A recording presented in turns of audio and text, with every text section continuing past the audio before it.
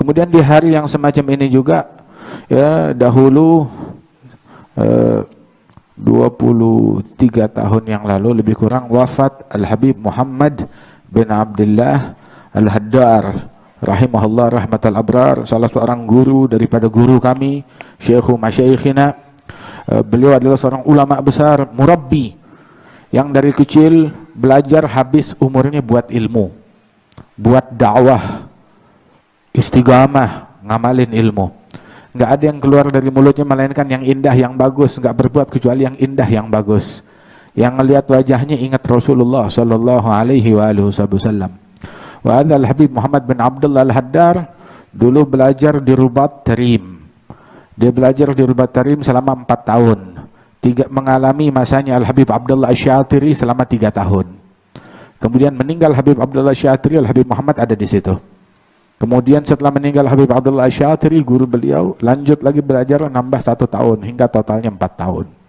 Dan beliau yang dulu tuh waktu Al-Habib Abdullah Asy-Syatiri mau di akhir umurnya mau melakukan perjalanan dakwah ke Dauhan dalam rihlah yang masyhurah, dikenal. Banyak orang mau ikut, mau mendampingi. Al-Habib Muhammad juga mau mendampingi. Tapi Habib Abdullah bilang, ya Muhammad, gitu, ana mau ente gantikan ana di Rubat. Gantikan saya di Rubat, liatin santri dan talabah. Akhirnya nggak berangkat, nggak ngikut. Begitu, tetapi dipercaya oleh Habib Abdullah dengan sebuah tugas di Rubat, sebagai khilafah dari Al-Habib Abdullah bin Umar Asy-Syatiri. Kemudian juga hadzal Habib Muhammad bin Abdullah Al-Haddar di masa belajarnya dulu giat nuntut ilmu, fokus belajar, nggak teralihkan semangatnya dengan hal-hal yang lain. Sampai itu beliau nggak tahu, dia di Rubat ada kamarnya sendiri, nggak tahu siapa yang tinggal di kamar sebelah kanan atau sebelah kiri, dia nggak kenal. 4 tahun nggak tahu siapa yang di kamar sebelah. Ya kenapa? Dia datang mau belajar, bukan mau kenalan sama orang. Datang mau belajar, nggak tahu siapa yang di kamar sebelah kanan, sebelah kiri, bahkan nggak pernah masuk ke tuh kamar yang bukan kamarnya dia, nggak pernah. Fokus belajar, khalas, nuntut ilmu. Kalau ada surat dari keluarganya, itu surat diterima, ya disimpan, tumpuk. Berapa waktu kemudian ada surat lagi, 2, 3, 4. Selama 4 tahun itu surat dikumpulkan, nggak ada satupun yang dibuka. Begitu udah selesai, udah selesai belajar 4 tahun, mau pulang, baru dibuka tuh surat setumpuk satu persatu. Ini lahir, ini hidup, ini kawin, ini begini, ini sakit, ya dari sehat, sakit sampai mati orang ini. Begitu, semuanya ada di situ. Terus ya udah selesai. Udah selesai baru dia buka itu surat. Masya Allah, sibuk belajar nuntut ilmu kepada para ulama, kepada guru beliau Al-Habib Abdullah bin Umar Asy-Syatiri wal Habib Muhammad bin Salim bin Hafidh ibn Syekh Habib Bakar bin Salim. Itu selama beliau belajar di Rubat Tarim dulu giat belajar nuntut ilmu, murajaah. Bilang kalau udah saya tengah malam murajaah, udah sampai ngantuk banget, tetap dia paksain. Seandainya di musim dingin, maka dia datang ke Jabiah, kolam air yang udah setengah beku tuh karena musim dingin kayak es. Nah dia nyemplung di situ. Begitu, udah hilang ngantuknya beliau. Dia lanjut belajar lagi. Kalau udah musim panas, itu kadang dia naik ke atas pagar karena ngantuk. Ayo, kalau ente ketiduran, ente jatuh dia ke bawah. Ayo, berani gak? Jadi nggak bisa ngantuk.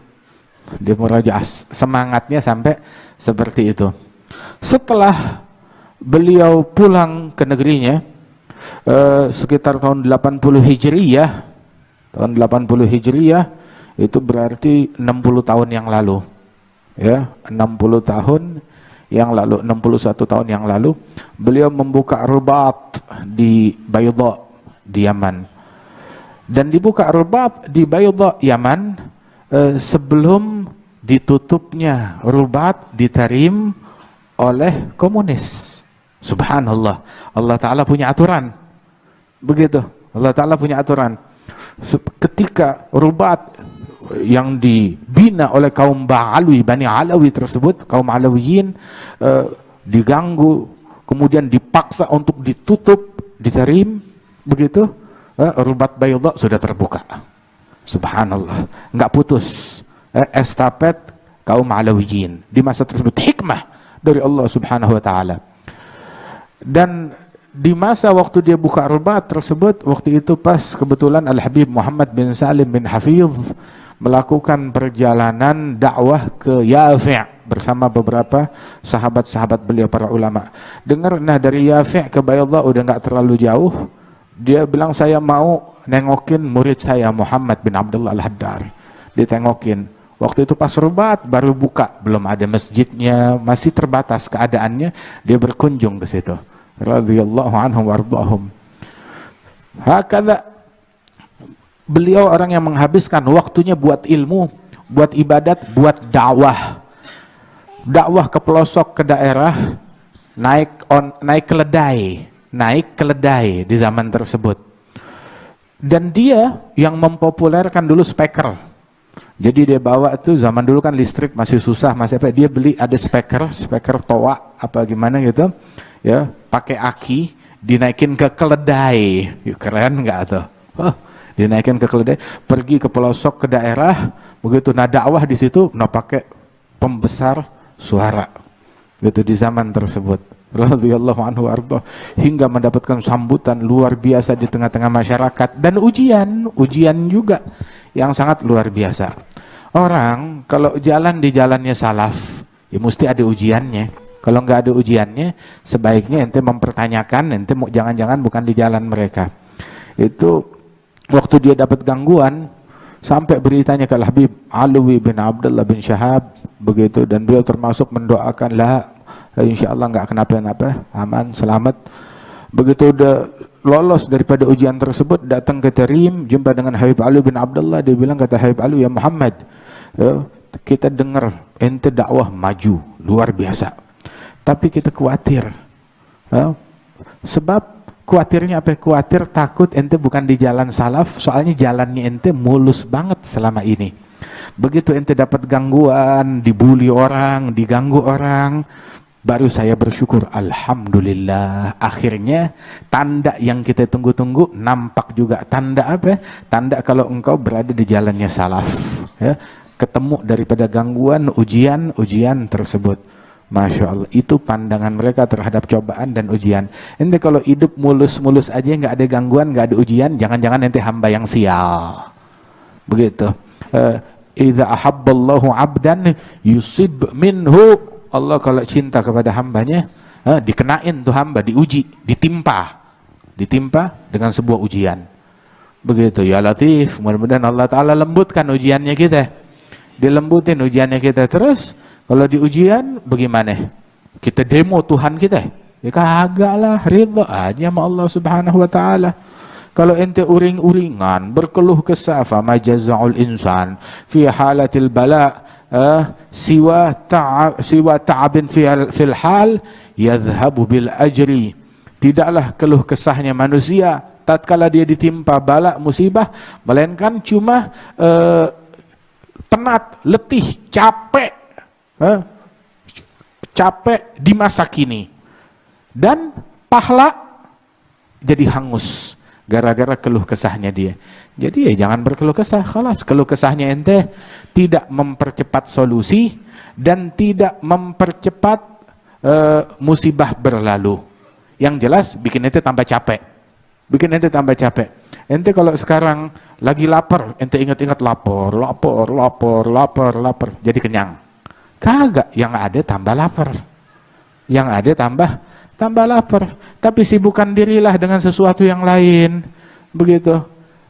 Lupa sesaat daripada kepenatan dan keletihan tersebut. Mudah-mudahan Allah Ta'ala berikan taufik kepada kita sekalian.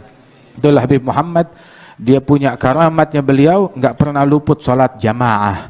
Bahkan takbiratul ihram bersama imam nggak pernah luput. Sekali itu dia datang ke masjid karena tamu, dia datang ke masjid, didapati itu orang-orang udah takbiratul ihram, udah kelar rakaat pertama, dia telat datangnya di rakaat kedua. Ikut sholat, selesai sholat dipanggil beberapa muridnya, ayo temenin saya sholat lagi. Kenapa ngulang? Kan dapat jamaah udah. Iya, tapi saya ketinggalan takbiratul ihram bersama imam. Dan saya nggak pernah ninggalin takbiratul ihram bersama imam. Tuh, wali kayak begitu. Nggak pernah sentuhan dengan yang bukan muhrim. Ya, nggak pernah melakukan yang makruh. Nggak pernah melakukan apalagi yang diharamkan oleh Allah Subhanahu wa taala.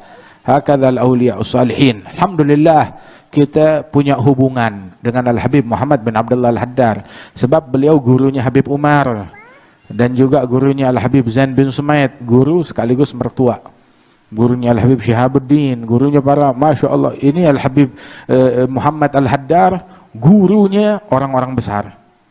Dia punya murid, wah istilahnya apa namanya, menelurkan gajah, bahasanya tuh, menelurkan gajah, orang besar yang jadi murid-muridnya dia. Orang besar, ada Al-Habib Umar, ada Habib Zain bin Sumaid, ada Al-Habib Syihab, ada Al-Habib Masya Allah, Salihin wal Awliya, murid-muridnya mereka. Allah yanfa'na bihim insyaallah. Ente sekarang sama Salihin jaga adab kepada mereka. Sebab orang kalau udah i'tirad kepada Salihin terharamkan keberkahan mereka. Mesti apa namanya, jangan hati-hati. Kadang tuh keluar kalimat i'tirad, ingkar kepada orang soleh, kepada para aulia wa salihin, membuat ente terharamkan kebaikan dunia dan akhirat. Gara-gara i'tirad. Salim li ahlillah fi kulli mushkilin ladaihim wadihan bil adillati. Pasrahin, percayakan kepada ahlillah dalam setiap hal yang menurut kamu muskil di mata kamu, tetapi di mata mereka jelas dengan dalil-dalilnya. Khalas.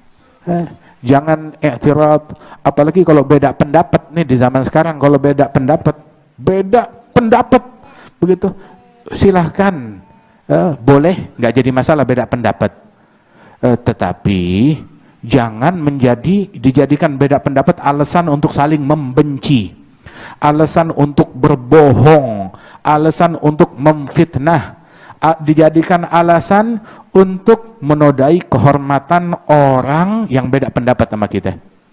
Itu namanya primitif, manusia purba, kampungan. Begitu. Orang Islam nggak begitu. Orang Islam nggak begitu. Mau beda pendapat boleh-boleh aja, ya. Tapi jangan dijadikan itu alasan untuk saling bermusuhan, berkelahi, berantem, ribut. Jangan kampungan gitu banget, ya. Ente apa, kopi, aneh, teh, berarti kita musuh bebuyutan. Ya, boleh-boleh aja. Silahkan orang mau beda pendapat. Hakada. Jangan dibikin kalau beda pendapat, yang beda sama kita, khalas. Apa namanya? Idza khasama fajaro. Kalau udah mukhasamah, musuhan sama seseorang, sengketa sama orang, sengketa dengan orang lain, mukhasamah sama orang, fajar, dia nggak ragu-ragu untuk melakukan perbuatan yang haram, cacian, makian, fitnah, kebohongan, mencuri haknya, ngambil haknya dan lain sebagainya. Itu tandanya orang munafik. Tapi sekarang malah bukan mukhasamah, baru ikhtilafil ara. Bukan mukhasamah, bukan sengketa, bukan persengketaan, bukan kasus sengketa. Lah, baru cuma beda pendapat doang, udah fajarah. Ada dahsyat namanya. Mesti ngaji lagi, mesti disekolahin lagi. Otaknya disekolahin, hatinya disekolahin, mulutnya disekolahin, matanya disekolahin. Apalagi di zaman yang kayak begini. Khalas, rahimallahu mra'an arafa qadra nafsih. Allah merahmati orang yang tahu dirinya sendiri.